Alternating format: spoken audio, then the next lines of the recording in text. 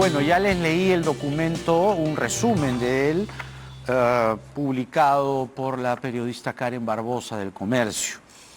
Se le ordena a Alejandro Toledo que tiene como plazo el Viernes Santo, parece como novela, ¿no? El Viernes Santo, a las 9 de la mañana, tiene que ir a San Francisco, al piso 20, donde está la oficina del juez Thomas S. Hickson, en San Francisco, en el Civic Center de San Francisco. Y ahí tiene que ir y decir, me entrego, ¿no? Me entrego. Ahora, vamos a ver si lo hace. A ver, tiene un grillete. El ministro de Justicia, José Tello, está con nosotros. Ministro, bienvenido. Jaime, buenas noches. ¿Qué hace el Estado peruano en esta situación? Va, vigila, chequea, garantiza, se garantiza a sí mismo y garantiza ante la justicia que el señor Toledo se va a entregar el viernes? Eso lo garantiza la justicia estadounidense. Pero ustedes como gobierno peruano... Vamos por partes. Ajá. Lo que pasa es que ya hay una decisión tomada y obviamente corresponde que el señor Toledo, como lo han dicho de manera perentoria, se coloca a disposición de las autoridades americanas para su encarcelamiento. Y nosotros, por nuestra parte, a través del Ministerio Público, que es quien tiene el encargo para poder hacerlo acá en su oficina de cooperación, van a ir las autoridades peruanas, obviamente asistidas por la Interpol, para poder hacer el traslado del señor Toledo hacia territorio nacional. Y como en más de una ocasión lo hemos dicho, ahora sí, con mayor énfasis, más temprano que tarde, el señor Toledo va a responder ante la justicia peruana. ¿Quiere decir que esta orden del juez Hickson de que Toledo tenga que ir al edificio de las Cortes en San Francisco este Viernes Santo a las 9 de la mañana, lo manda a las celdas que están en ese edificio, que están arriba? Yo me acuerdo, en el techo, en el último piso, están todas las celdas. ¿Y ahí qué? ¿Cuánto tiempo va a permanecer allí? ¿O cuánto tiempo debe o puede permanecer? Y lo que todo el mundo aquí se pregunta es, ¿cuándo lo vamos a ver bajando por la escalinata del avión? Una fecha exacta no te la puedo dar, pero va a ser bastante rápido. ¿Por qué? Porque es cuestión de... Ya estamos hablando de... Estamos hablando de muy poco tiempo. ¿Qué? ¿2 semanas? Días. ¿Días?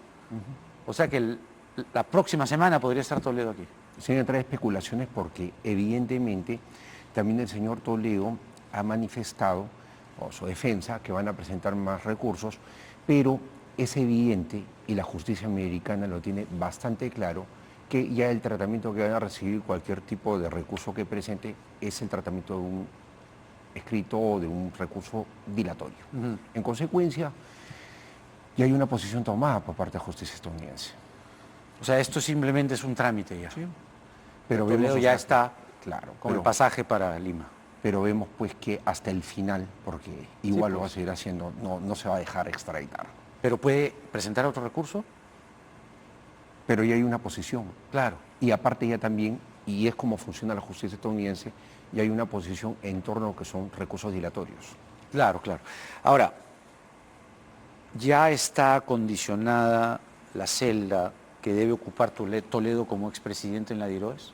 A ver, sobre ese punto ya se puede presumir que iría ahí, pero la respuesta es, el penal sí tiene las condiciones para recibirlo, pero finalmente si va a ese penal, que no llamaría la atención finalmente de que vaya ahí, depende de un comité, que es el que justamente cuando recibe al señor Toledo va a calificar si lo ubica ahí. Pero eso es Ministerio de Justicia, su sector. Sí, claro, pero tiene un nivel de autonomía este comité del INPE para hacer la calificación de dónde envía al recluso. Pero sí, claro. Es una decisión política, finalmente.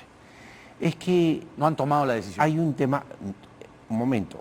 No es una decisión política, es un tema técnico.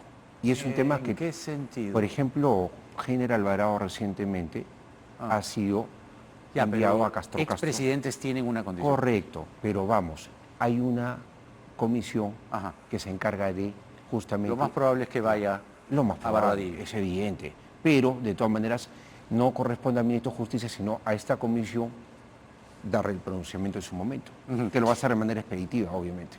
De acuerdo, de acuerdo. Eso es en cuanto a Toledo. En cuanto al gobierno, ¿usted cree que ya el gobierno ha logrado asentar una meridiana legitimidad que le dé tierra firme para que cese sus funciones en julio del 2026? Tiene una legitimidad que se está empezando a ganar directamente en el campo.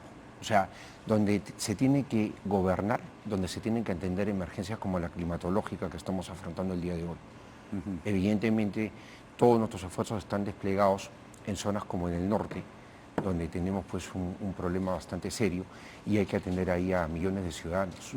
Pero también tenemos que gobernar el resto del país y se está trabajando permanentemente con el Congreso, con los gobiernos regionales, los gobiernos locales, y hay una interacción muy continua, porque justamente el gobierno tiene 3 niveles, nacional, regional y municipal. Claro, claro. Y obviamente se tiene pues que mantener esto. Perdone que vuelva a Toledo, pero es la noticia del momento. Y estaba repasando aquí algunos apuntes. Me parece que en algún momento han dicho que solo entraban 2 expresidentes en Diroes. ¿Es cierto? No, está No. condicionado para recibirlo a Toledo. O sea, pueden entrar... podría ¿Cuántos recibirlo. expresidentes pueden entrar en la Diroes? En principio 3, sin ningún problema. Pero quedan 3. Pero queda Ollanta, que está en un juicio, Vizcarra, que está en otro. Ahí nomás 5. ¿Podrían entrar 5 expresidentes en la Diroes? Cada día con su afán, Jaime. Vamos por partes. Pero igual es un poco vergonzoso. Por el momento ¿no? tenemos a los... Ahora son a los 3. 3, sí. ¿Hay algún país en el mundo que tenga 3 expresidentes en una prisión? Eso nos podría llevar a nosotros, ni a responderte eso. Somos campeones del mundo, al menos en algo, en tener 3 presidentes. Lamentablemente, sí, pues, o sea, nos puede llevar a hacer un comentario sarcástico, pero también de autocrítica, porque, ¿sabes? Brutal, no, es brutal. Nosotros como sociedad tenemos que tener mayor responsabilidad al momento de ir a las urnas, pero también, sobre todo, fortalecer la institucionalidad, los partidos políticos. Y esto es algo que ya lo hemos conversado y que debería ser parte de una reforma política. ¿Por qué? Porque se tiene que ver de fortalecer los partidos para que justamente estos partidos sean instituciones más sólidas que nos permitan tener mejores candidatos y también la población, el elector principalmente, escoger con mayor prudencia. Claro. mayor Pensar información. que él era sano y sagrado, ¿no? Era. Imagínese dónde ha terminado. ¿Va a haber un equipo de extradición, como ha habido en el caso, por ejemplo, de Fujimori? Un equipo para la extradición que lo reciba. Claro, bueno, eso es lo regular en cualquier extradición, evidentemente. Ajá. Ministerio Público e Interpol. Ajá. Asistencia también de la propia policía en su momento, en territorio nacional. ¿Cuántos custodios hay en Barbadillo al día de hoy, teniendo en cuenta que son 2 expresidentes presos?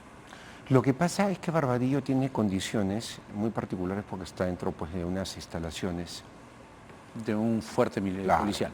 Claro, entonces ahí digamos como que se mantiene el destacamento regular como para poder tener a los presos en condiciones pues, de normalidad. Una cantidad exacta de personal que está ahí destacado, pues son más de 15 personas, pero en realidad pues depende de las instalaciones y dónde están ubicadas.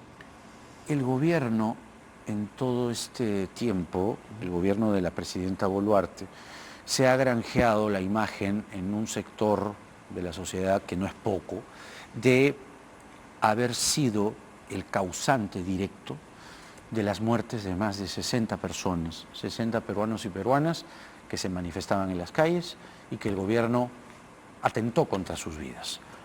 De esta frase que acabo yo de enunciar, ¿cuánto es cierto, cuánto no es cierto para el gobierno? A ver, primero una precisión, Jaime, que es importante, porque has hablado de 60 personas fallecidas, pero veamos de que hay un número de fallecidos y hay, o sea, obviamente en las protestas, y hay también personas que han muerto en otras condiciones, como por ejemplo, producto de los bloqueos, no llegar a su destino para seguir un tratamiento, situaciones distintas que son colaterales a lo que ocurrió, que nos duele. Ahora, las muertes de cada uno de los peruanos, sea por directamente por el tema de la protesta, o sea, por efecto colateral, nos duele porque no debería ocurrir eso como sociedad. Y definitivamente pues tenemos que nosotros replantear muchas cosas, en el sentido de que... Replantear el gobierno también. Vamos por partes. Lo que tenemos nosotros que hacer es replantear muy bien la canalización de la protesta ciudadana. O sea, la protesta ciudadana tiene, y eso es una crítica como sociedad, que conducirse dentro de los parámetros normales. Lo que pide la gente es justicia. Y se tiene que dar justicia, Jaime. Es indudable. O sea, la justicia de todas maneras se tiene que dar. Pero el mundo, sobre todo, por ejemplo, no me refiero a los expresidentes de quienes vamos a hablar, pero el New York Times, por ejemplo, ¿no? Hace una investigación y concluyen que el uso de la fuerza de la Armada peruana, la policía peruana, ha sido excesivo y brutal. Pueden llegar a ¿Qué responde conclusiones, usted? también han llegado a conclusiones los relatores, pero realmente, si nosotros vemos, hay investigaciones en curso que están determinando las responsabilidades y están esclareciendo los hechos de manera progresiva. El gobierno piensa que son responsabilidades individuales. Son responsabilidades individuales y acá hay que tener en cuenta algo muy claro. En primer lugar, acá se han llevado adelante actos administrativos dentro de las instancias de las Fuerzas Armadas policiales y se han llevado también, obviamente, lo que son las pesquisas por parte del Ministerio Público, la investigación de quien tiene la titularidad penal. Claro. En el caso particular de lo administrativo, ha habido una remoción de personas que han estado ocupando mandos militares y ha habido una remoción importante de 33-25, por ejemplo, han sido removidos de la zona de conflictividad. Que tuvieron, digamos, la mala idea de agudizar o No, en general... abusar de la fuerza. Momento, en general es para llevar adelante los procesos, en este caso, administrativos, internos. Porque hay que determinar una cosa, Jaime. Acá nosotros tenemos una vía administrativa donde funciona la inspectoría, en este caso los institutos armados de la policía, claro. y tenemos también la instancia penal, que obviamente es Ministerio Público y en su momento por juicio. De acuerdo, a ver, pero lo que le decía hace un momento, ¿no? Se está instalando, ya no es una narrativa, ya es querer reescribir la historia de lo que pasó el 7 de diciembre y López Obrador, Petro con Boric en una segunda línea, están repitiendo y repitiendo que Castillo es un pobre hombre que fue sacado por el Congreso. Y eso se ha permitido que ocurra y mucha gente importante en el mundo piensa que Castillo en efecto fue un pobre hombre rural que fue sacado por el Congreso lleno de oligarcas y que ustedes son sus monigotes.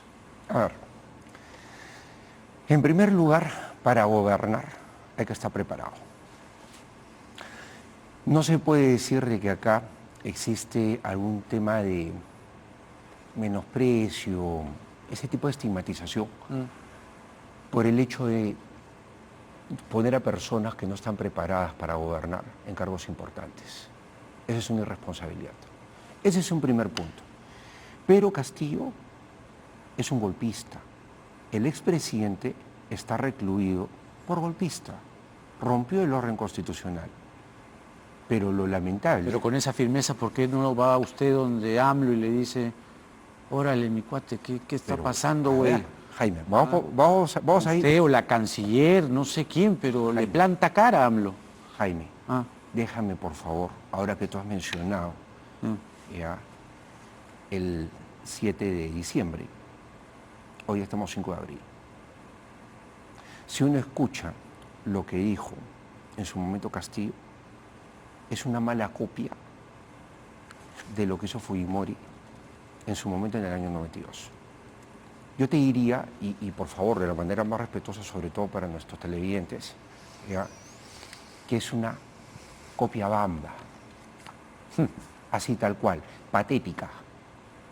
¿Por qué? Porque en el caso de Castillo no vio que no contaba con el apoyo de las Fuerzas Armadas ni policiales y además tampoco no tenía legitimidad, o sea, no tenía apoyo ciudadano. El ministro de Justicia, José Tello, con nosotros. Gracias, ministro. Vamos a seguir atentos y de cerca lo que pase, sobre todo con las víctimas, ¿no? Que es algo que no se puede así nomás. Pero dejar ahí viene pasar, un punto ¿no? No hay que importante. olvidarnos de esos peruanos y esas peruanas, ¿no? Pero Jaime, justamente Ya. para honrar su memoria, Sí. porque nadie debe morir en protestas, vamos a encontrar justicia en este país y por lo menos, y hay que ser bastante claros en eso, la voluntad de este gobierno es de buscar justamente una gobernabilidad para atender los problemas que muchas veces generan o que normalmente generan esa protesta ciudadana. Gracias nuevamente, ministro. Vamos a hacer la pausa y regresamos con el periodista, columnista.